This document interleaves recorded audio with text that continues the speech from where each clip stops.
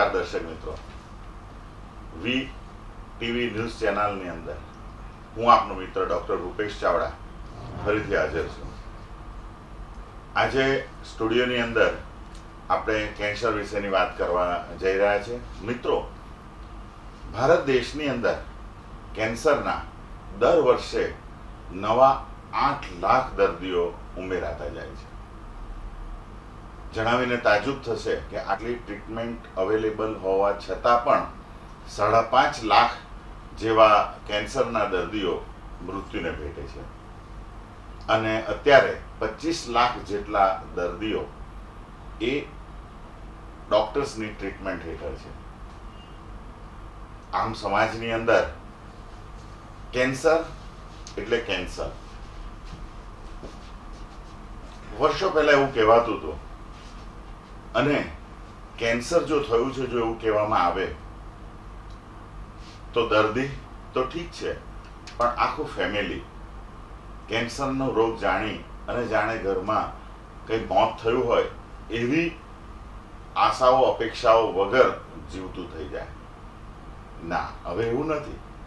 હવે 21મી સદીની અંદર કેન્સરની એવી સારવાર છે કે અમુક કેન્સરો સંપૂર્ણ સાજા થઈ જાય છે, અમુક કેન્સર તમને રાહત આપે છે.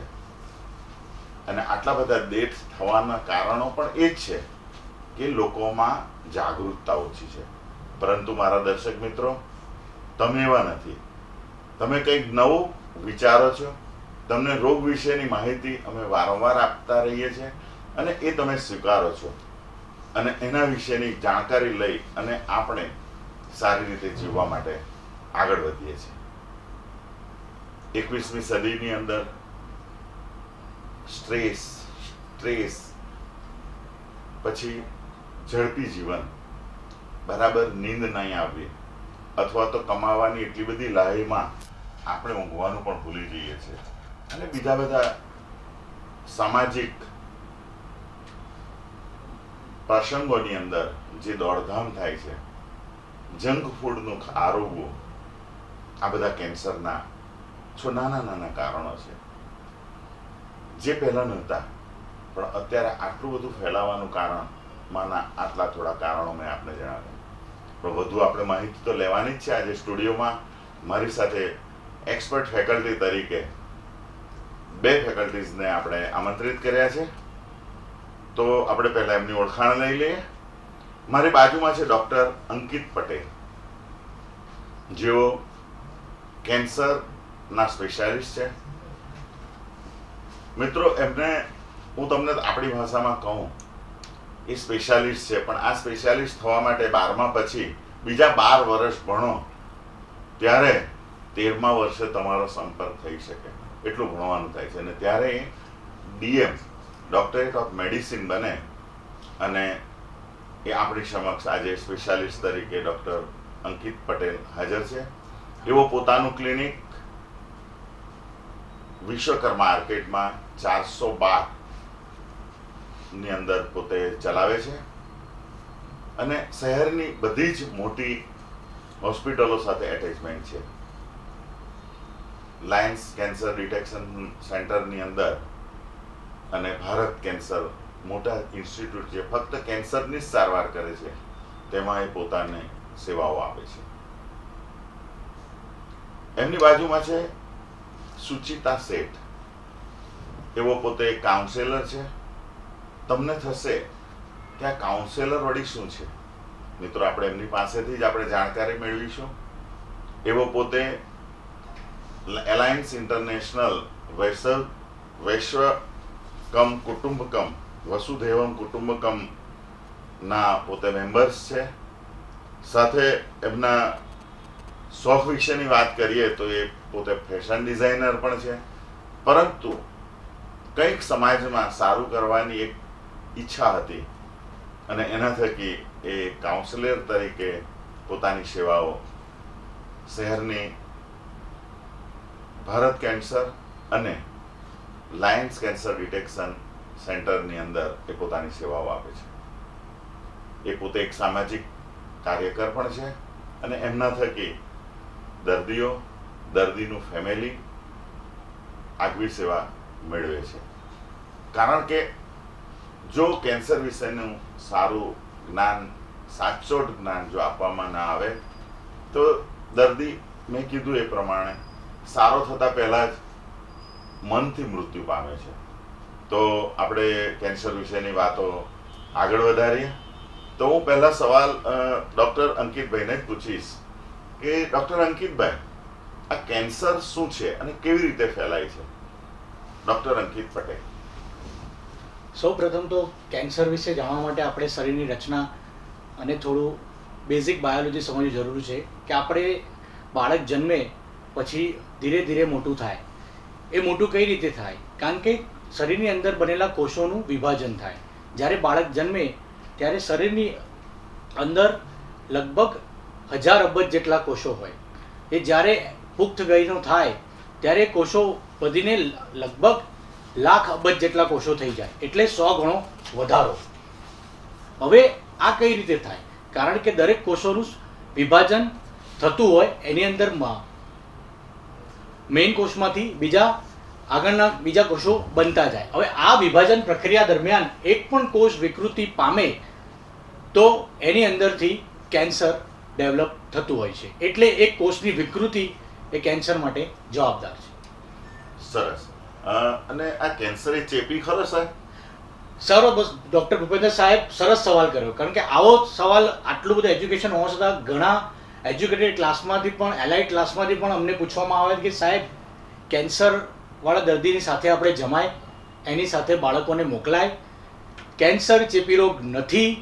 એનાથી કેન્સર જેને થાય છે એને જ થાય છે, એનાથી એના ઘરવાળાને કોઈ નુકસાન નથી. સરસ. ડૉક્ટર અંકિતભાઈ, દર્શક મિત્રો, આપણે જાણ્યું ને કે કેન્સર એ આપણા શરીરની અંદર દરેક કોષની અંદર આમ નોર્મલી એનો જે જનરેશન થતું હોય, 2 ના 4 થાય, 4 ના 8 થાય, 16 થાય, 64 થાય, પરંતુ એની અંદર કઈ વિકૃતિ આવે અને સીધા 4 ના 64 થાય અને 64 ના 6000 થઈ જાય, 6000 ના લાખ થઈ જાય, ત્યારે તે કોષને કેન્સર ઊભું થાય. તો એ પ્રમાણે આપણે અંકિતભાઈને પૂછીએ તો તમે કીધું એ પ્રમાણે તો શરીરના દરેક અંગોની અંદર કેન્સર થઈ શકે. સચોટ વાત છે? સાચી વાત. શરીરના દરેક અંગની અંદર કેન્સર થઈ છે. મુખ્યત્વે શરીરના અલગ અલગ અવયવોને ગણીને મુખ્યત્વે 200 પ્રકારના અલગ અલગ ટાઈપના કેન્સર થાય છે. આ મુખ્ય પ્રકાર છે. સબ પેટા પ્રકાર તો એના ઘણા બધા હજારોની સંખ્યામાં થાય. સરસ. તો અમારા દર્શક મિત્રોને થોડા કેન્સરો જે આપણે એની કાળજી લેવાની છે, તો એવા કેન્સરના આપ જરા નામ જણાવશો? કયા કયા કેન્સર વધારે થાય છે? મેલમાં કયા વધારે થાય છે? ફિમેલમાં કયા વધારે થાય છે? તો અમારા દર્શક મિત્રોને એના વિશેનો ખ્યાલ આવે. હવે આપણે ભારતની વાત કરીએ તો સૌથી વધારે કેન્સર ભારતની અંદર મોઢાના કેન્સર જોવા મળે છે પુરુષોની અંદર. કારણ આપણી સામે જ છે, આજુબાજુ બનેલા પાન ગુટકાની દુકાનો અને ત્યાં જામેલો આપણો પુરુષોનો અડ્ડો. મેઇન કારણ મોઢાના કેન્સરનું 90% કિસ્સામાં તમાકુનું વ્યસન હોય છે, કે જે આપણે જાતે ઊભું કરેલું એક કારણ છે. બીજું, બહેનોની વાત કરીએ તો આજથી થોડા વર્ષો પહેલાં ગર્ભાશયના મુખનું કેન્સર ભારતમાં મુખ્ય હતું, પણ ધીરે ધીરે એજ્યુકેશન વધતું ગયું, હાઇજીન વધતું ગયું, પછી અત્યારે બ્રેસ્ટ કેન્સર એટલે સ્તન કેન્સરનું પ્રમાણ બહેનોની અંદર સૌથી વધારે ભારતમાં જોવા મળે છે. સંખ્યાની વાત કરીએ તો આશરે દર વર્ષે 1.25 લાખ જેટલા મોઢાના કેન્સર અને એટલા જ પ્રમાણના સ્તન કેન્સરના પેશન્ટો દર વર્ષે ભારતમાં ઉમેરાતા જાય છે. સરસ. તો દર્શક મિત્રો, આ સાહેબ પાસેથી આપણે થોડા કેન્સર વિશેની વાત કરી. આ જે કેન્સર થાય તો એ આપણને ખબર તો પડવી જોઈએ ને કે મને કેન્સર થયું છે. તો ચાલો ને આપણે પૂછી લઈએ ડૉક્ટર અંકિતભાઈને કે અંકિતભાઈ, આમાં અમારા દર્દીને કેવી રીતે ખબર પડે, અમારા દર્શક મિત્રોને કેવી રીતે ખબર પડે કે મને આજે કેન્સર છે? એ કદાચ બીજાને પણ જુએ ને એને કેન્સર હોય તો એને કહી પણ શકે કદાચ કે ભાઈ તને કેન્સર જેવું લાગે છે, તો તું એક કામ કર, તું અમારા ડૉક્ટર્સને બતાવી દે.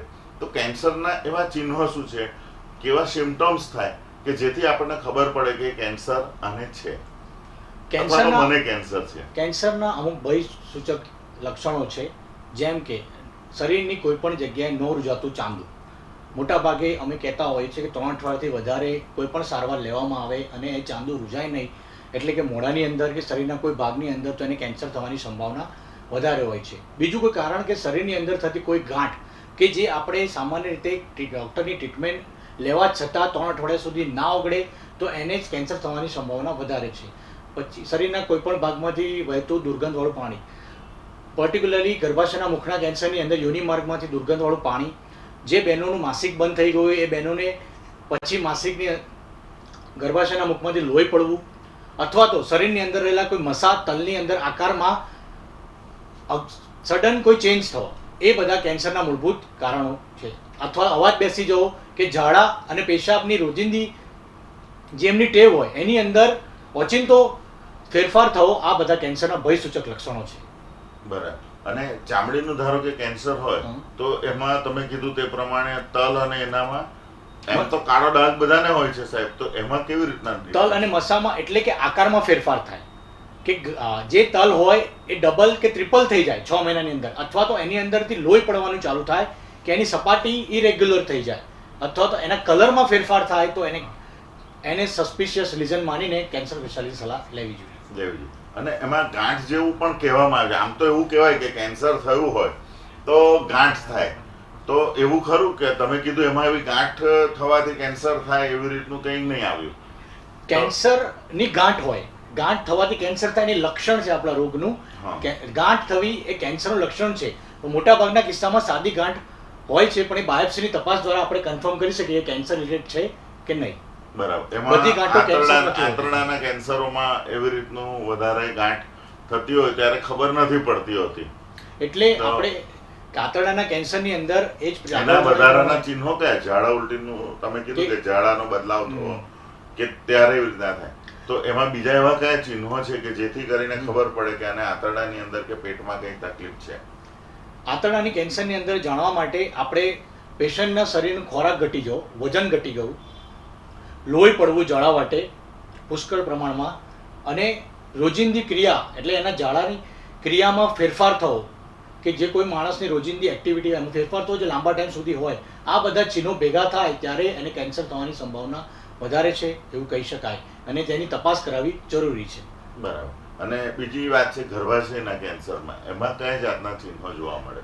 ગર્ભાશયના કેન્સરની અંદર મૂળભૂતવે જે બહેનોનું માસિક બંધ થઈ ગયું હોય એ બહેનોને લોહી પડે, અથવા તો યોનિ માર્ગમાંથી દુર્ગંધ મારતું કોઈ પ્રવાહી લીકેજ થાય ત્યારે એને કેન્સર થવાની સંભાવના વધારે હોઈ શકે. એને ગાયનેક ચેકઅપ કરાવવું તુરંત જરૂરી છે. એટલે માસિક સ્ત્રાવ બંધ થાય એટલે મેનોપોઝલ જે કન્ડિશન છે તો તેની અંદર ત્યાર પછી થવાના કેન્સરના ચાન્સીસ વધારે હોય છે. આમ બાકી મોટે ભાગે અર્લી સ્ટેજની અંદર બ્રેસ્ટ કેન્સરના ચાન્સીસ હોય કે ન હોય? અર્લી સ્ટેજની અંદર કયા કેન્સરો આવે એ આપણી જાગૃતતા પર આધાર છે. એના માટે જ આપણે ભૂપેન્દ્ર સાહેબ આગળ શું શું કરવું એ સમજાવવામાં આવશે દર્શક મિત્રોને. પર્ટિક્યુલરલી ગર્ભાશયના મુખના કેન્સર માટે આપણી જોડે ટેસ્ટ અવેલેબલ છે કે જેના દ્વારા આપણે જાણી શકીએ છીએ કે આપણને કેન્સર થવાની સંભાવના છે કે ડિટેક્શન આપણે કરાવી શકીએ છીએ. સરસ. અને બીજી વસ્તુ એક મહત્વની છે કે એવું કહેવાય છે કે ઘરમાં ફેમિલીમાં કોઈને કેન્સર હોય તો આપણે એ કેન્સર એના બાળકોને આવી શકે, પપ્પાને હોય તો બાળક એના છોકરાને આવી શકે, કે મહિલા મમ્મી હોય તો એને 2 છોકરીઓને આવી શકે. તો એ સત્ય વાત છે, સાચી ઘટના? સાચી વાત છે કે 5 થી 10% કેન્સરો વારસાગત હોય છે. તેમાં મુખ્યત્વે સ્તન કેન્સર, અંડાશયના કેન્સર, આંતરડાના કેન્સર 5 થી 10% કિસ્સામાં વારસાગત હોય છે. અને એ પણ આપણે ફેમિલી હિસ્ટ્રી ડિટેલ લઈએ અને એના પણ જેનેટિક ટેસ્ટ અવેલેબલ છે કે જેમાં એક સિમ્પલ બ્લડ સેમ્પલ અથવા તો લાળનું સેમ્પલ લઈને આપણે જાણી શકીએ છીએ કે આ રોગ વારસાગત છે કે નહીં. પણ આ ટેસ્ટ જેને કેન્સર થયું છે એ દર્દી પર પ્રથમ કરવામાં આવે છે. એવું નથી કે આજે હું કોઈ પણ લેબોરેટરીમાં જતો રહું અને હું મારો ટેસ્ટ કરાવેલો કે મને વારસાગત છે કે નહીં.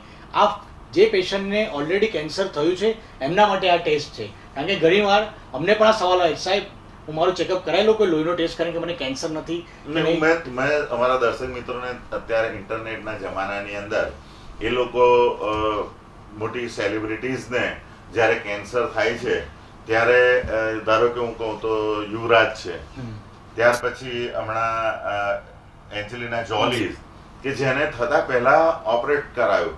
એટલે અમારા દર્શક મિત્રોને બીક એ વાત નહીં લાગે કે અમારે પણ આ વસ્તુની ધ્યાન રાખવાનું છે એટલે આ પૂછે છે, તો એનું પ્રિકોશન આપણે લઈ શકતા હોઈએ છીએ. બરાબર. સરસ.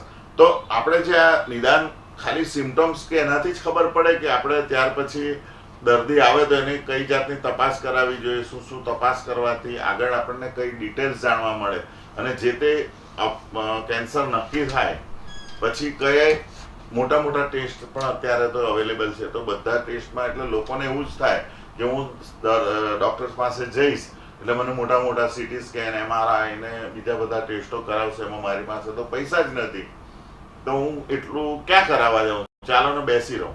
પણ એવું સત્ય નથી. મિનિમમ ટેસ્ટથી પણ આપણે નિદાન કરી શકીએ છીએ. તો ડૉક્ટર અંકિતભાઈ આના વિશે થોડો પ્રકાશ પાડશો? સૌથી પ્રથમ તો કેન્સરનું નિદાન બાયોપ્સી દ્વારા થાય છે. બાયોપ્સી એટલે એક નાનો ટુકડો જે પણ સસ્પિશિયસ લીઝન હોય એની અંદરથી લેવામાં આવે છે, અથવા તો FNAC એટલે સાદી સોય નાખીને તપાસ કરવામાં આવે છે. આ બંને તપાસો બહુ જ ઓછી પીડાની અંદર થઈ જતી હોય છે. મોટાભાગે પેશન્ટને ખબર પણ નથી હોતી કે આપણી તપાસ થઈ ગઈ. એ તપાસનો ટુકડો લેબોરેટરીમાં મોકલવામાં આવે છે અને એની અંદરથી આપણને કેન્સર છે કે નહીં એ, અને કેન્સર છે તો કયા પ્રકારનું કેન્સર છે એની ખબર પડે છે. પછી થઈ બીજી તપાસની વાત. પછી એકવાર કેન્સરનું નિદાન થઈ ગયા પછી તમને સાહેબ CT સ્કેન કે એવું એડવાઇસ કરે છે. એનું કારણ એ છે કે કેન્સર કેટલું પ્રસર્યું છે એ ટ્રીટમેન્ટ ચાલુ કરતાં પહેલાં જાણવું જરૂરી છે. કારણ કે એનાથી પ્રથમ સર્જરી કરવી, પ્રથમ રેડિયેશન લેવા મીન્સ શેક લેવા અથવા તો કિમોથેરાપી લેવી એનું નક્કી થાય છે.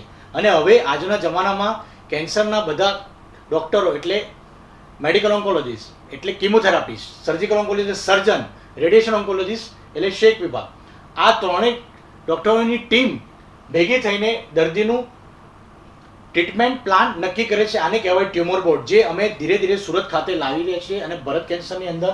અને ત્યાં આ વસ્તુ ચાલી રહી છે કે 3 સ્પેશિયલ ડૉક્ટર કેસ ડિસ્કસ કરે કે આપણે શું કરીશું અને પછી એ પ્રમાણે આગળ સારવાર નક્કી થાય, જેથી દર્દીને પહેલા દિવસથી 3 સ્પેશિયાલિટી વિશે ખબર હોય અને એને કઈ ટ્રીટમેન્ટ લેવાની થશે ભવિષ્યમાં એના માટે પણ પેશન્ટ પહેલેથી પ્રિપેર થાય. સરસ.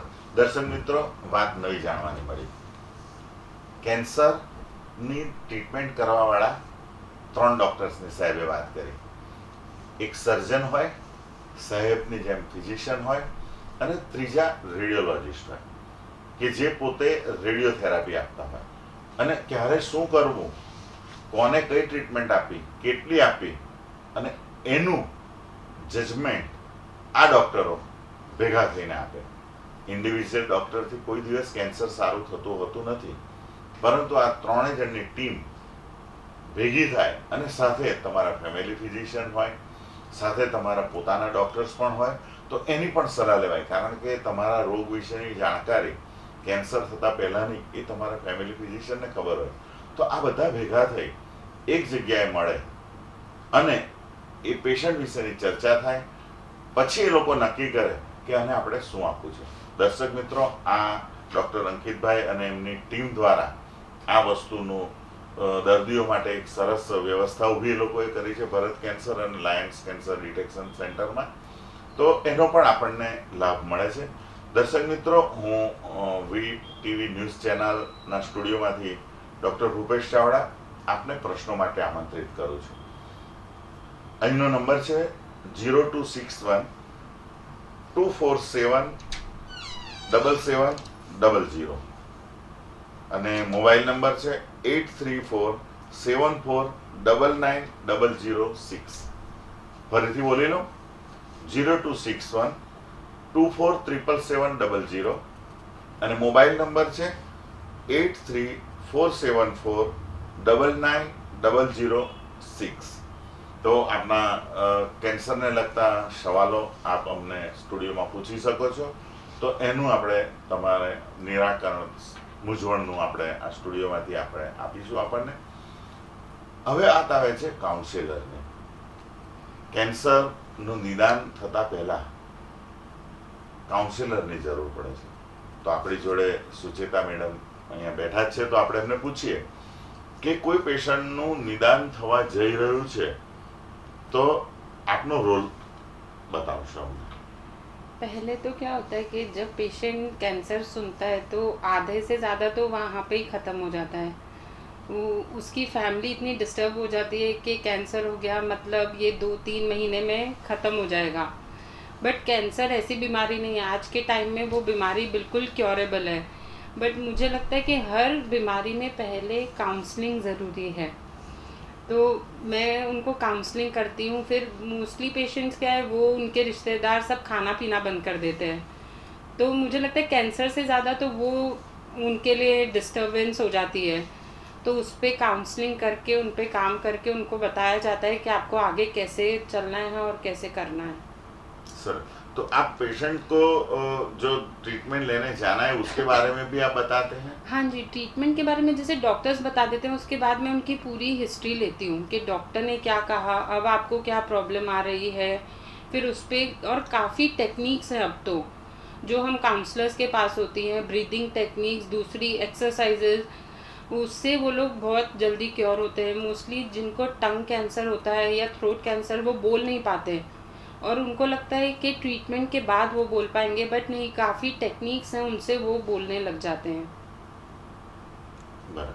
દર્શક મિત્રો, હવે બધી જ વસ્તુમાં આપણને હેલ્પ મળી રહે છે, એટલે કોઈ પણ રોગ અથવા તો આવી મોટી બીમારીઓ માટે, જેવી કે ટીબી પણ આપણે આની સાથે જાણીએ, HIV, કેન્સર, આ જે બધી રોગો છે તેના વિશેની જાણકારી જ તમને તમારા રોગ વિશે સમજ આપશે અને એના પછી તમે એની ટ્રીટમેન્ટ પાર્ટ, એનું ફોલોઅપ અને એ બધું કરી શકશો.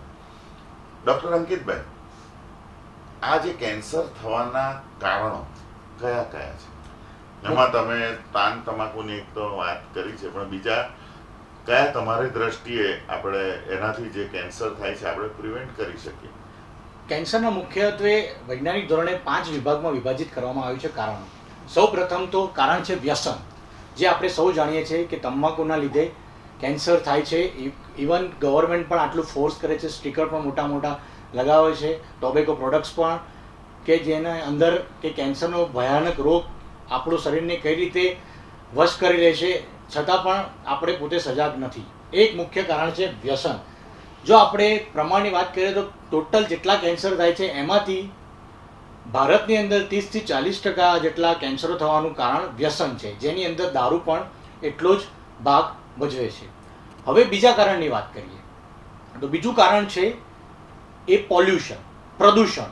એટલે પ્રદૂષણ એટલે ફક્ત વાયુ પ્રદૂષણ નહીં, જલ પ્રદૂષણ છે, એટમોસ્ફિયર પ્રદૂષણ છે, નાની નાની વસ્તુઓ આજુબાજુ છે, એ પણ એ કેન્સરના કારણમાં આવી શકે. જેમ કે ડીઝલ એન્જિન, ડીઝલ ફ્યુમ્સ, એ સૌથી એક ડીઝલ એન્જિનની અંદરથી નીકળતો ધુમાડો એ ઘણી ખરાબ વસ્તુ છે ફેફસા માટે, અને એ પણ એક કારણ છે કેન્સર થવા માટે. હવે ત્રીજું કારણની આપણે વાત કરીએ તો આપણી લાઈફસ્ટાઈલ. લાઈફસ્ટાઈલ એટલે આજની રહેણી કરણી, ફાસ્ટ જિંદગી, જંક ફૂડ, મોડા સુધી કામ કરવું, સવારે મોડા ઉઠવું અને એક્સરસાઇઝ ના કરવી, યોગા વ્યાયામ કશો કરવું નહીં, એક મુખ્ય કારણ છે જે હવે ધીરે ધીરે વધતું જાય છે. કારણ કે જેમ જેમ થોડી જાગૃતતા આવે છે, વ્યસન તો ઓછું થતું જાય, પણ આ બીજું એક કારણ કે જે પણ જેના માટે પણ જરૂરી છે કે જેથી આપણે પ્રોપર વ્યાયામ કરીએ, શાકભાજીવાળો ખોરાક લઈએ, કે જેથી આંતરડાના કેન્સર, બ્રેસ્ટ કેન્સર અને ગર્ભાશયના કેન્સર, કે જેમાં ખોરાક પણ એટલો જ ભાગ ભજવે છે, એનાથી આપણે મુક્ત થઈ શકીએ. હવે આપણે વાત કરીએ ચોથા કારણની. ચોથું કારણ છે એ કેમિકલ્સ એક્સપોઝર. એ મીન્સ પહેલાંના જમાનામાં જે માણસો ખાણમાં કામ કરતા હતા, કોલસાની ખાણ છે કે એસ્બેસ્ટોસની ખાણ છે કે આજુબાજુ કોઈ એવા કેમિકલ પેઇન્ટ, એ બધાની અંદર કામ કરે છે, એમને પણ ચામડીનું કેન્સર અને ફેફસાના કેન્સર થવાની સંભાવના ઘણી જ વધારે હોય છે. અને ઇન્ફેક્શન, તમને જાણીને નવાઈ લાગશે કે ઇન્ફેક્શન પણ કેન્સર કરી શકે છે. પર્ટિક્યુલરલી ગર્ભાશયના મુખનું કેન્સર કે જે એચ પેપિલોમા વાયરસ સાંભળ્યું પણ હશે તમે, એના લીધે થતું એક કેન્સર છે. બીજું એક કેન્સર છે જે ઇન્ફેક્શનથી થાય છે, લીવર કેન્સર, ઝેરી પીળીઓ, હિપેટાઇટિસ બી અને હિપેટાઇટિસ સી, એ આપણે લીવર કેન્સર માટે કારણભૂત છે. આપણને જાણીને નવાઈ લાગશે કે હિપેટાઇટિસ બીની રસી તો ક્યારની અવેલેબલ છે, પણ એનું યુટિલાઇઝેશન બહુ ઓછું છે, જે આપણને કેન્સર પ્રિવેન્ટ કરી શકે છે. એવી જ રીતે બીજી એક રસી છે HPV વાયરસ સામે, ગર્ભાશયના મુખની કેન્સર સામેની, જે 9 થી 14 વર્ષની દીકરીઓમાં આપવાથી, જેના 2 થી 3 ડોઝ હોય છે, એનાથી ગર્ભાશયના મુખના કેન્સર થવાની સંભાવના ઘટાડી શકાય છે. એટલે આપણે હાલની તારીખમાં 2 રસી ઓલરેડી અવેલેબલ છે જે કેન્સરથી આપણને રક્ષણ પૂરું પાડે છે. હવે છેલ્લા કારણની વાત કરીએ, જેમ આપણે અગાઉ જણાવ્યું, વારસાગત બીમારી. 5 થી 10% અગાઉ જણાવ્યા પ્રમાણે કેન્સર વારસાગત હોય છે. સાહેબે જેમ એન્જલિના જોલીનો કિસ્સો બતાવો, એન્જલિના જોલીની મધરને જ્યારે કેન્સર ડિટેક્ટ થયું ત્યારે તેનો ટેસ્ટ થયો, જેની અંદર જાણવા મળ્યું કે એમનું કેન્સર થવાનું કારણ આનુવંશિક હતું. તેથી જ કરીને એન્જલિના જોલીને એને કેન્સર ના થાય એના માટે એમના બંને બ્રેસ્ટની સર્જરી કરાવી. સરસ. એટલે એનાથી એમને પ્રિવેન્ટ થાય, એટલે Prevention કેન્સર રોગ ન થાય એના માટે પણ આમાં સર્જરીઓ થતી હોય છે. ડૉક્ટર અંકિતભાઈ, આ તમે જે સારવારની વાત કરી અને એક આખી ટીમ મેનેજમેન્ટની વાત કરી, તો એના વિશે થોડો પ્રકાશ પાડજો, અને સારવાર કેટલા વખત સુધી કરવી પડે એ પણ એક મારા દર્શક મિત્રો. સૌ પ્રથમ તો મેં તમને પહેલા જાણ કરી એમ કે કેન્સરનું નિદાન થાય ત્યારે 3 ડૉક્ટરનો રોલ આવે છે એઝ અ કેન્સર સ્પેશિયાલિસ્ટ. આના સિવાય પણ નાના નાના ઘણા ડૉક્ટરોની ટીમ પાછળ કામ કરતી હોય છે, જેમ કે પેથોલોજીસ્ટ કે જે મેઇન અને રેડિયોલોજીસ્ટ, એ બીજા 2 પાયાના મુદ્દા છે. રેડિયોલોજીસ્ટ સ્ટેજ નક્કી કરે છે અને પેથોલોજીસ્ટ કેન્સર માઇક્રોસ્કોપિકલી સર્જને જે ટ્યુમર કાઢ્યું છે એમાં કેટલું સ્પ્રેડ થયું છે એ નક્કી થાય છે. એટલે એમના પરથી આગળની ટ્રીટમેન્ટ નક્કી થાય છે. બીજી પણ ઘણા નાના નાના માણસો, જેમ કે જે ડૉક્ટર ફેમિલી ફિઝિશિયન છે કે જે દર્દીની જોડે ઇમોશનલી અટેચ છે, એમનો પણ એટલો જ મહત્વનો ભાગ છે કેન્સરની સારવાર દરમિયાન. અને આમના જે સુચિતાબેન જેવા કાઉન્સિલરની પણ એટલી જ જરૂર છે કે જે ડૉક્ટર પ્રોવાઈડ ના કરી શકે, જેમની નાની નાની વસ્તુઓ છે, નાના નાના પ્રોબ્લેમ, એ બધું કાઉન્સિલર દ્વારા પણ સારો એવો એમનો ઇમોશનલ સપોર્ટ જે લેક હોય છે મોટાભાગના કિસ્સામાં, કે દર્દીઓને કંઈક કહેવું હોય છે, એમના સગાઓને કશું કહેવું હોય છે, એ બધું કવર થઈ શકે. એટલે આખો સમાજ એક પેશન્ટની સારવાર માટે એટલો જ ઇમ્પોર્ટન્ટ છે જેટલા ડૉક્ટર્સ. સર, સુચિતાબેન, આના વિશે કંઈક વાત કરવી હોય? जैसे डॉक्टर अंकित पटेल ने बताया वो बिल्कुल सही बात है. जब डॉक्टर बताता है आपको कैंसर है तब तो पेशेंट वहाँ पे टूट जाता है, दवाइयाँ लिख देते हैं, बट वो शेयर नहीं कर पाता अपनी फीलिंग्स. जब वो काउंसलर के पास आता है तो कैंसर की बात तो होती है, बट उसके बैक भी इतनी उनकी प्रॉब्लम्स होती हैं.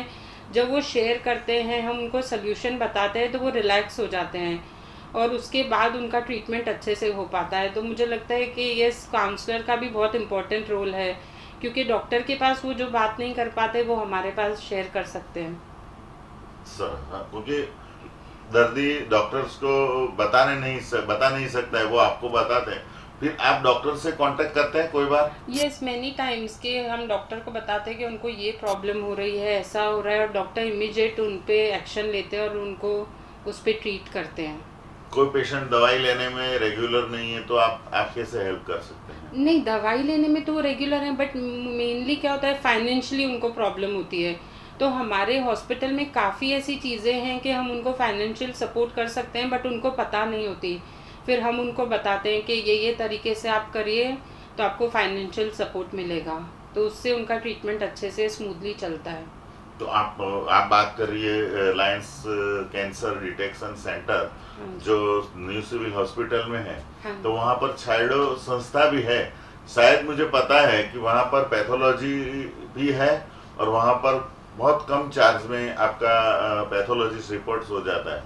ये रिपोर्ट्स भी बहुत कम चार्ज में, और मेडिसिन पे भी बहुत अच्छा डिस्काउंट है. और डिस्काउंट के बाद भी अगर वो पे नहीं कर पाते तो हमारे पास कूपन्स होते हैं, तो फिर मैं वो पेशेंट्स को स्पेशल कूपन्स देती हूँ कि वो दवाई ले सके, अपना MRI रिपोर्ट या जो भी रिपोर्ट्स कराने हैं वो करा सके, तो उनको काफ़ी हेल्प हो जाती है.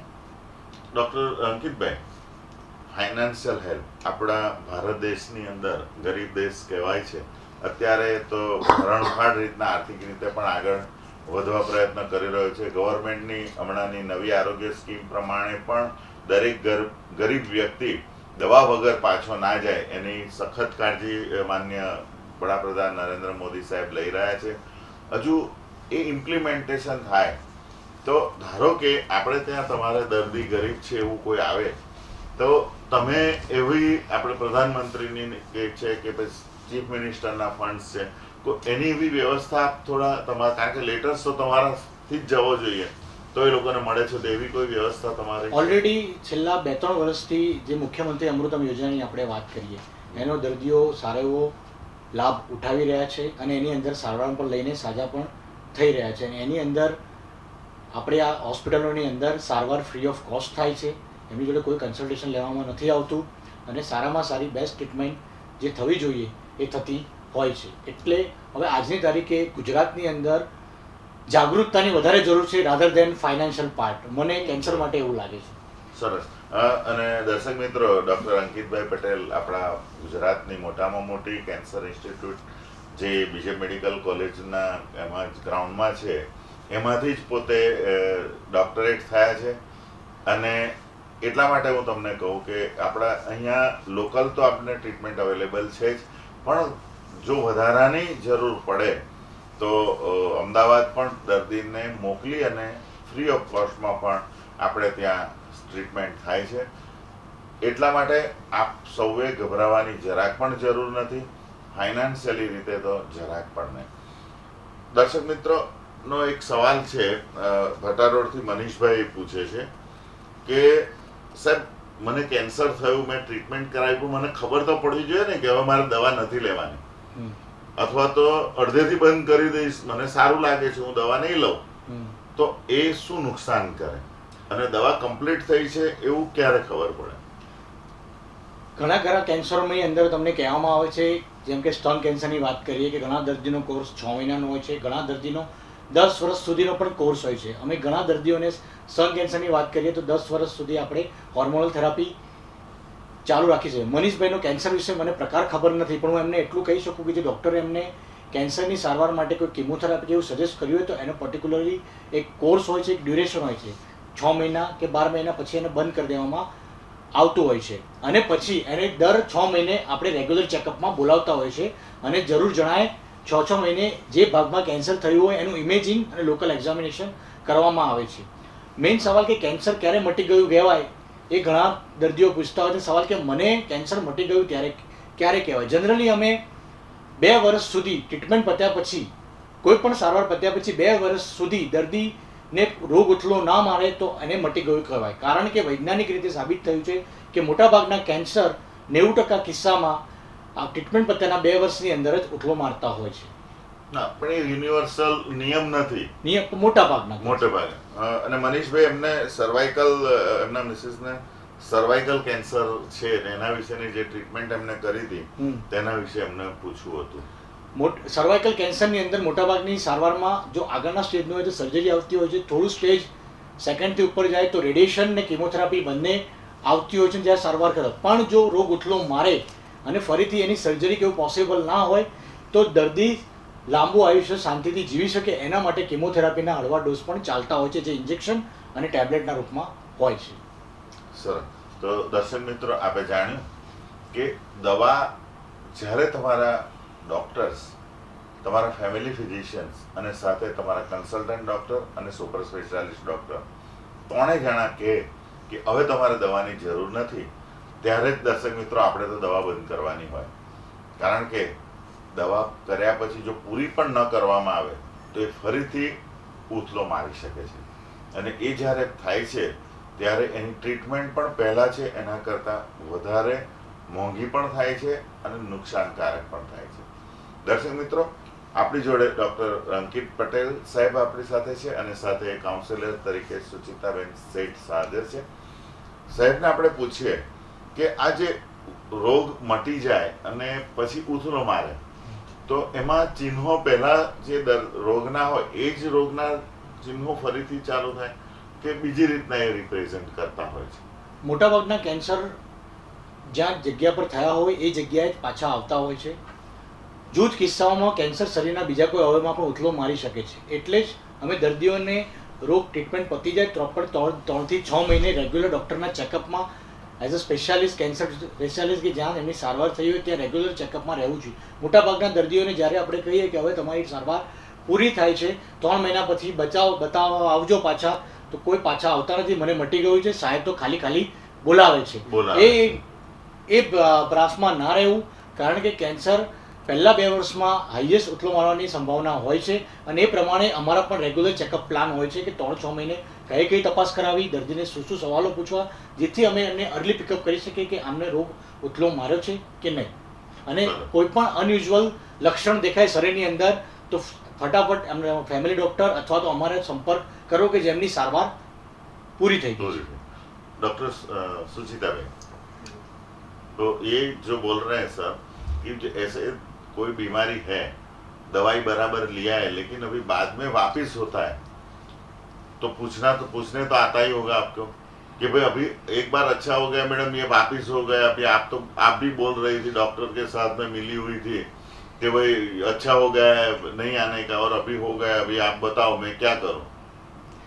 हाँ, शायद गुस्सा भी हो जाए और शायद आपके साथ में कोऑपरेट भी नहीं करे, तो आप कैसे ऐसे पेशेंट के साथ? ऐसे बहुत सब पेशेंट्स आते हैं, वो लोग गुस्सा डॉक्टर पे तो नहीं कर पाते, फिर हमारे पे करते हैं कि हमारे पैसे लग गए, बट उनने बोला आप ठीक हो गए, बट अभी तक हम ठीक नहीं हुए, अब क्या करें मैडम, अब तो हमारे पास पैसा नहीं है, हम ट्रीटमेंट नहीं करेंगे। और बहुत सा फैमिली प्रॉब्लम्स बताते, फिर उनको समझाना पड़ता है कि तब आप ठीक हो गए थे, वो वापस से रिवर्स आया होगा, बट आप डॉक्टर से मिलिए, अपना चेकअप कराइए, तो आप ठीक हो जाएंगे। तो उनको चेकअप कराने भेजते हैं और फिर डॉक्टर के पास, तो वो ठीक हो जाते हैं। बट कैंसर वापस से डिटेक्ट हो सकता है, एक बार ट्रीटमेंट हो जाए उसके बाद वापस नहीं हो, ऐसा नहीं है। There is no guarantees in treatment of cancer और एनी रोग, कोई भी रोग होता है, दवाई करना है, फॉलो अप करना है, जब तक अच्छा रहता है तब तक अच्छा है। जब भी बीमार वापिस होता है तो कोई भी बीमारी के लिए ट्रीटमेंट करना जरूरी है। दर्शक मित्रों, दवा કર્યા પછી તમે એવું વિચારો કે હવે મને બીજો રોગ જ ન થશે, તો એવું નથી। કેન્સરમાં એવું બની શકે કે ચોથા સ્ટેજનું કેન્સર થયું હોય, હવે ચોથો સ્ટેજ કોને કહેવાય, એ થાય તો એમાં ટ્રીટમેન્ટ કેવી રીતે લેવી પડે? ચાલો ડૉક્ટર અંકિતભાઈને જ પૂછી લઈએ ને આપણે તો। ડૉક્ટર અંકિતભાઈ, ઘણા ખરા કિસ્સામાં જેના સગા કે સંબંધી જેને કેન્સર દર્દી હોય, તો ઘણા ખરા કિસ્સામાં, એટલે ભારતની અંદર આપણે આ જાગૃતતા એટલા માટે જરૂરી છે કે આપણા ભારત દેશની અંદર મોટાભાગના પેશન્ટો ત્રીજા અને ચોથા સ્ટેજમાં જ પ્રેઝન્ટ થાય છે, જેથી એમનું રિઝલ્ટ ટ્રીટમેન્ટનું ઘણું ઓછું હોય છે અને સારવાર પણ થોડી વધારે લેવી પડે છે। ચોથો સ્ટેજ કોને કહેવાય કે જે કેન્સર, એટલે માન લો કે કોઈ દર્દીને મોઢાનું કેન્સર થયું છે અને એ કેન્સર ગળાના નીચેના ભાગમાં કે ફેફસામાં, એટલે શરીરના બીજા કોઈ અંગમાં પ્રસરી જાય, તો એને ચોથું સ્ટેજનું કેન્સર કહેવાય। બીજું ઉદાહરણ લઈએ કે સ્તન કેન્સર હોય કોઈ દર્દીને અને પછી કેન્સર ફેફસા કે લીવરની અંદર પહોંચી જાય, ત્યારે એને ચોથા સ્ટેજનું કેન્સર કહેવાય। એટલે કે કેન્સર જે અંગનું છે મુખ્યત્વે, એ અંગ છોડીને શરીરના બીજા કોઈ અંગની અંદર પ્રસરી જાય, ત્યારે એને ચોથા સ્ટેજનું કેન્સર કહેવાય। હવે તમને જાણી નવાઈ થશે કે આજથી 5-6 વર્ષ પહેલાંની જ આપણે વાત કરીએ, બહુ દૂર જવાની જરૂર નથી, 2010 કે 11ની, ત્યારે દવાઓ ઓછી અવેલેબલ હતી, જેથી ચોથા સ્ટેજના દર્દીઓ 6 થી 9 મહિના, ઉદાહરણ તરીકે ફેફસાના કેન્સરની જ વાત કરીએ, ફેફસાના કેન્સરમાં 2011 પહેલાં સારવાર બહુ લિમિટેડ હતી, જે સારવાર હતી એ સાઇડ ઇફેક્ટવાળી હતી, જેમાં ઘણા દર્દીઓ એમના નબળા ફેફસાના લીધે સહન પણ નહોતા કરી શકતા, જેથી આયુષ્ય 3 થી 6 મહિના જેટલું જ હતું। આજે લેટેસ્ટ ટેકનોલોજી આવી ગઈ છે, કયો પ્રકારનું કેન્સર છે એનાથી આગળ વધી ગયું છે વિજ્ઞાન, કયું જીન આના માટે જવાબદાર છે એ પણ ડિટેક્ટ થાય છે, એની સામેની દવા એ પ્રમાણે આપવામાં આવે છે। આજે એવરેજ આયુષ્ય ફેફસાના કેન્સરના ચોથા સ્ટેજનો દર્દી, જો એનું નિદાન પ્રોપર થાય, પ્રોપર જેનેટિક એનાલિસિસ થાય અને એ પ્રમાણે સારવારમાં આપવામાં આવે, તો જે દર્દી 3 થી 6 મહિના જીવતા હતા, આજથી 3-4 વર્ષ પહેલાંની જ વાત કરીએ છીએ આપણે, બહુ દૂર વાત નથી કરતા, એ દર્દી આજે 2 થી 2.5 વર્ષ જીવી નાખે છે। આ 3 વર્ષનો જ ફરક છે અને વિજ્ઞાન એ ગતિ આગળ વધી રહ્યું છે કે કેન્સરને પણ એક ડાયાબિટીસની જેમ જ લાઇટલી થઈ જાય એ પ્રમાણેની ટેબ્લેટ અને ટ્રીટમેન્ટ અવેલેબલ થાય કે જેની આડઅસરો, જેમ કે વાળ જતા રહ્યા, ઉલટી ઉપકા, વીકનેસ, એ પણ ઓછી થાય, એવી ઘણી બધી ટેકનોલોજી, ઘણી બધી ટેબ્લેટ્સ અને નવી નવી થેરાપી અવેલેબલ થઈ ગઈ છે। સરસ। દર્શક મિત્રોને એક વિજયભાઈ કરીને આપણા કતારગામમાંથી ફોન છે, એવું કહેવું છે કે સાહેબ આ પ્રાઇમરી, મને એવું કહેવામાં આવ્યું કે તમારે તો હવે સેકન્ડરીઝ થઈ ગયા છે, એટલે તમને હવે ટ્રીટમેન્ટ અઘરી પડશે, તો એ શું છે પ્રાઇમરી અને સેકન્ડરી? એક વૈજ્ઞાનિક શબ્દ છે સેકન્ડરી મેટ્સ, એટલે તમારું કેન્સર ફેલાઈ ગયું છે, અને બીજી રીતે સેકન્ડરી કેન્સર, એટલે બીજું કોઈ પેશન્ટને સ્તન કેન્સર હોય, 2 પર્યાયમાં સેકન્ડરી શબ્દ વપરાય, secondary in brain, secondary in liver, see carcinoma of breast, secondary in liver means cancer લીવરમાં નથી ગયું, બીજું આવે સેકન્ડરી કેન્સર, એટલે બીજું કેન્સર થયું છે। કોઈ દર્દીને બ્રેસ્ટ કેન્સર હોય, 7, 8, 10 વર્ષ નીકળી જાય, પછી બીજા કોઈ પ્રકારનું કેન્સર થાય, તો એને કહેવાય સેકન્ડરી કેન્સર. માન લો કે ગર્ભાશયના મુખનું આ કેન્સરની કોઈ રિલેશન નથી, એને પણ સેકન્ડરી શબ્દ વપરાય. એટલે કોઈક વખત પ્રાઇમરી જગ્યાએ જે થયું હોય અને એની લિમ્ફેટિક્સ દ્વારા, લિમ્ફ નોડ દ્વારા આપણને પેલી વેર જે થાય છે, વેર યાની કે પગમાં વાગ્યું હોય અને તમને ઉપરના ભાગમાં દુખાવો થાય લસિકા ગ્રંથિનો, તો એ જે થાય છે ને ત્યાં જો કેન્સર ફેલાય તો તેને પણ સેકન્ડરી કહેવાય. સર, આ રોગ અમારા દર્શક મિત્રો ડોક્ટર અંકિતભાઈ રોગ કરતા રોગને અટકાવવા માટે શું કરવાનું ને એની પહેલી ચિંતા કરે, અને એટલા માટે જ આ અમારું વી ન્યૂઝ ચેનલ્સ આ આરોગ્ય વિશેના આવા પ્રોગ્રામો આપતા જ હોય છે અમારા દર્શક મિત્રોને જાણકારી લેવા માટે. અને આપ જેવા ફેકલ્ટીઝ, સુપર સ્પેશિયાલિસ્ટી ડૉક્ટર્સ અમારી વચ્ચે હાજર કરીએ છીએ. તો સાહેબ, આ કેન્સરની અંદર અમારે ન થાય એના માટે અમારા દર્શક મિત્રોએ શું કાળજી લેવી પડે? સૌ પ્રથમ તો આપણે કારણો વિશે જાણ્યા હતા. એમાંના ઘણા બધા કારણો છે કે જે આપણે પ્રિવેન્ટ કરી શકીએ છીએ, એટલે કેન્સર ના થાય એના માટે. ઉદાહરણ તરીકે સૌથી વધારે કેન્સર જોવા મળે છે ભારતમાં મોઢાના કેન્સર. મોઢાના કેન્સર થવાનું કારણ 90% કિસ્સામાં તમાકુનું વ્યસન છે. એ તો આપણા હાથમાં જ છે. બીજું એક કારણ છે કે ઇન્ફેક્શન. આપણે વાત કરી વેક્સિનની કે ગર્ભાશયના મુખના કેન્સર સામેની વેક્સિન અવેલેબલ છે, તો એનું યુટિલાઇઝ કરીને આપણે બને એટલું ઓછું કેન્સર થાય એની સંભાવના વધારી દઈએ છીએ વેક્સિન લીધા પછી. એટલે મુખ્યત્વે આપણે કારણોની વાત થઈ એ પ્રમાણે ભારત દેશની વાત કરીએ તો 50% વાત છે કે એનું એ કરવું જોઈએ, દારૂનું સેવન, દારૂનું વ્યસનથી દૂર રહેવું, બરાબર, નિયમિત જિંદગી જીવી, વહેલા સૂઈ જવું, વહેલા ઉઠવું, યોગ, પ્રાણાયામ, શાકભાજી વાળો ખોરાક ખાવો, ફળ ફ્રૂટ તો આપણા મેનુમાંથી નીકળી જ ગયા છે.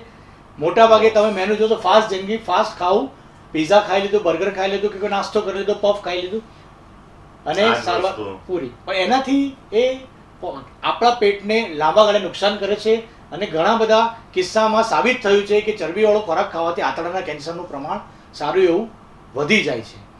ત્રીજું, પ્રદૂષણથી દૂર રહેવું.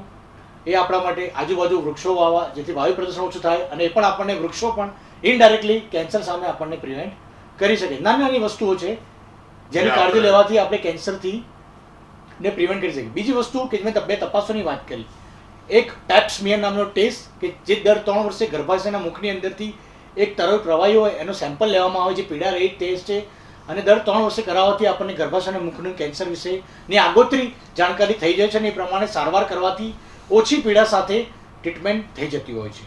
અને બીજી વાત કરીએ તો સ્તન કેન્સર માટેની મેમોગ્રાફી, એટલે છાતીનો એક્સરે, સાદી ભાષામાં કહીએ, 50 વર્ષ પછીની બહેનોએ દર વર્ષે સ્તનની મેમોગ્રાફી કરાવવી જરૂરી છે, જેથી આપણને સ્તન કેન્સર જો થતું હોય તો અર્લી સ્ટેજમાં ખબર પડી જાય અને એની સારવાર ઓછી નાની સર્જરી અને ઓછી કિમોથેરાપીથી થઈ શકે. ઘણા ખરા કિસ્સામાં તો અમે કિમોથેરાપી પણ અવોઇડ કરતા હોય છે, રેડિયેશન પણ, જો દર્દીનું કેન્સર ઘણા આગળના સ્ટેજનું હોય તો. એટલે વહેલું નિદાન થવાથી 2 ફાયદા છે. સ્ટેજ આગળનો પ્રથમ કે બીજા સ્ટેજમાં નિદાન થાય, જેથી દર્દીનું જીવવાની સંભાવના પણ વધી જાય અને સારવાર પણ ઓછી કરવી પડે છે. હા દર્શક મિત્રો, સાહેબે વાત કરી હતી એકદમ સરસ કરી.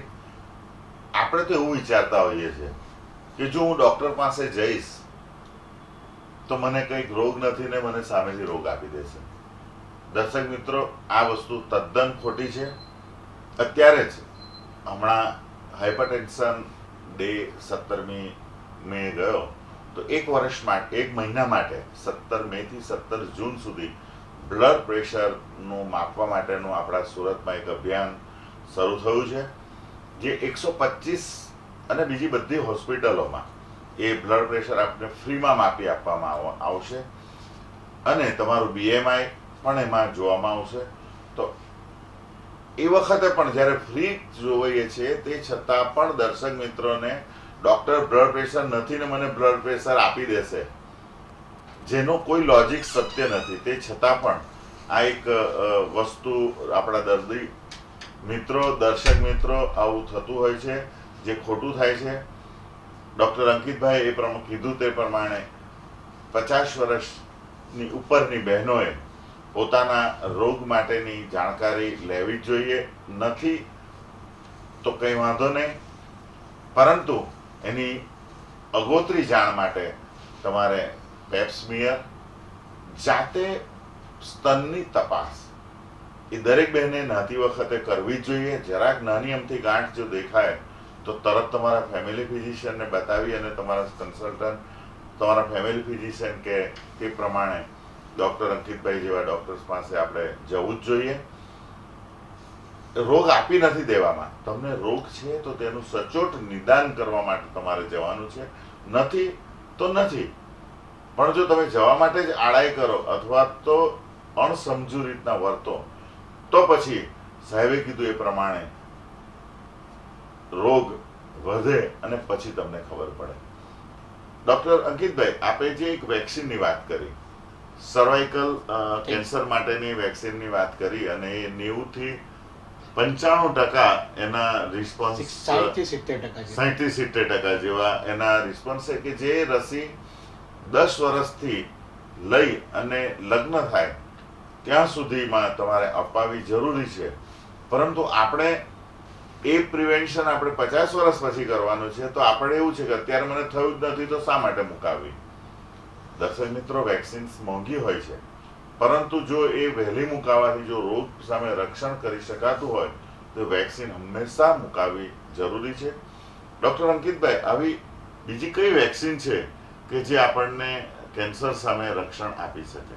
અત્યારે આપણે ત્યાં એટલે દુનિયાની અંદરની વાત કરી રહ્યા છીએ, ભારત દેશની નહીં.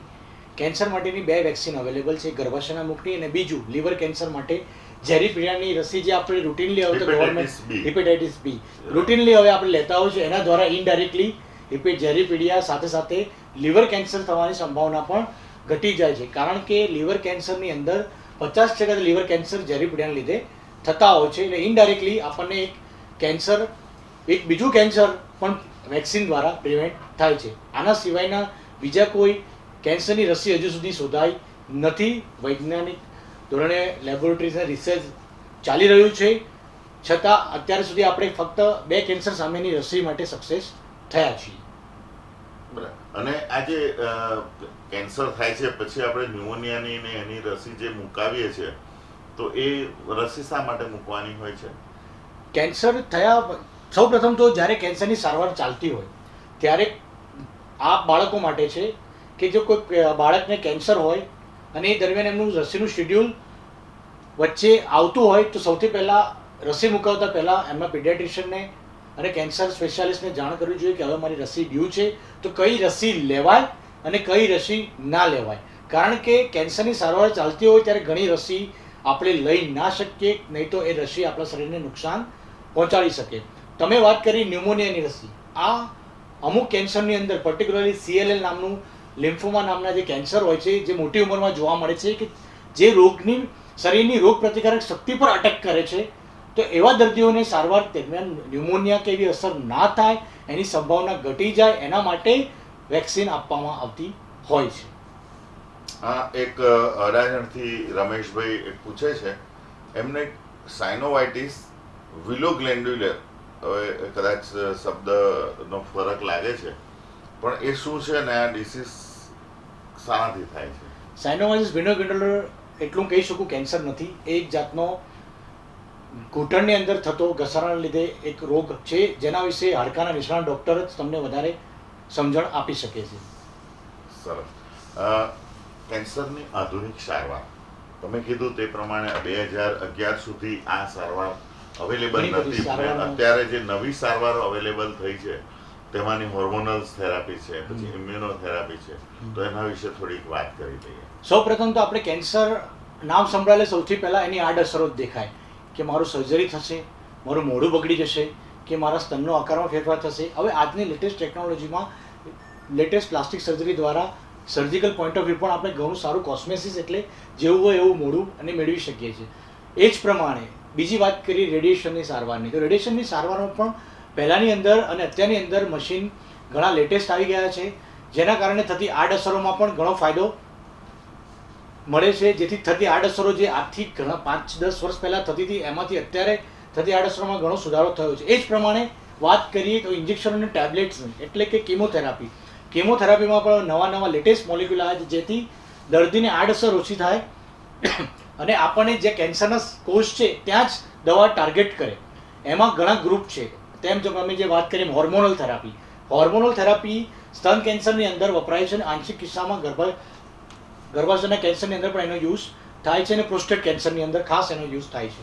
હોર્મોનલ થેરાપી ઘણી ઓછી આડઅસર ધરાવતી થેરાપી છે જે સ્તન કેન્સરની અંદર ટેબ્લેટના ફોર્મમાં અને ઇન્જેક્શનના રૂપમાં આપવામાં આવે છે કે જેની આડઅસરો લગભગ જૂજ બરાબર હોય છે.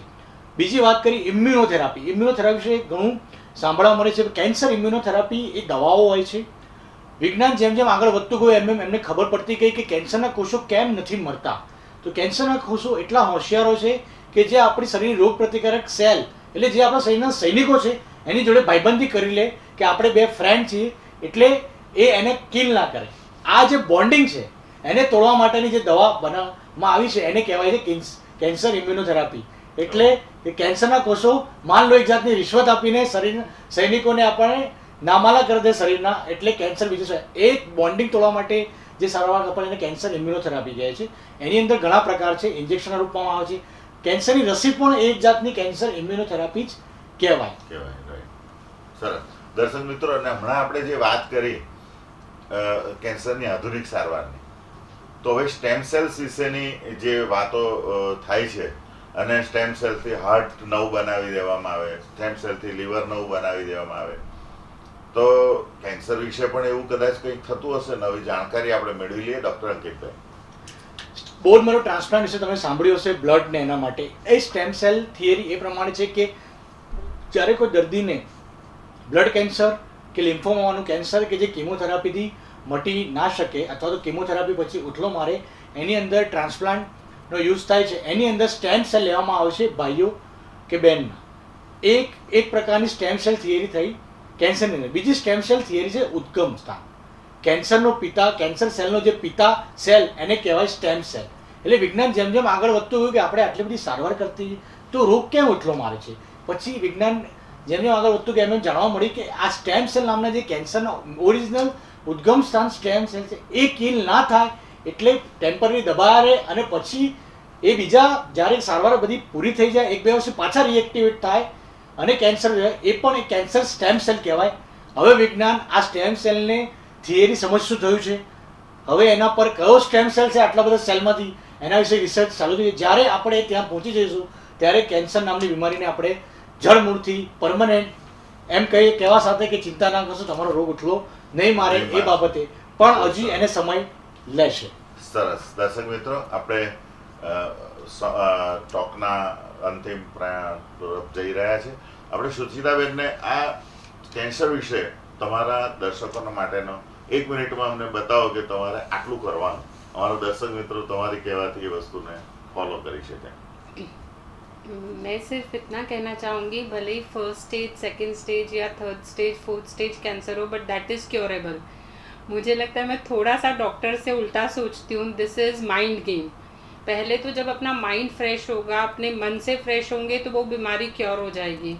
बट अपनी क्या है, वो बीमारी होती है उसको सोचते ही रहते हैं कि वो कैंसर हो गया, वो कैंसर हो गया. तो अपने कैंसर से ज़्यादा तो अपना माइंड डिस्टर्ब हो जाता है और अपनी फैमिली अपना, और मेन क्या है अपने इंडिया में कि अगर कैंसर हुआ तो हर जन हेलो क्या हुआ, कैंसर हो गया, कौन सी स्टेज है. अपने ने ये नहीं सीखा कि उसको बूस्टअप करें कि कोई बात नहीं, अच्छा कैंसर है वो तो क्योरेबल है, ऐसी बात कोई नहीं करता. बट सब और उस पर पैनिक करते हैं.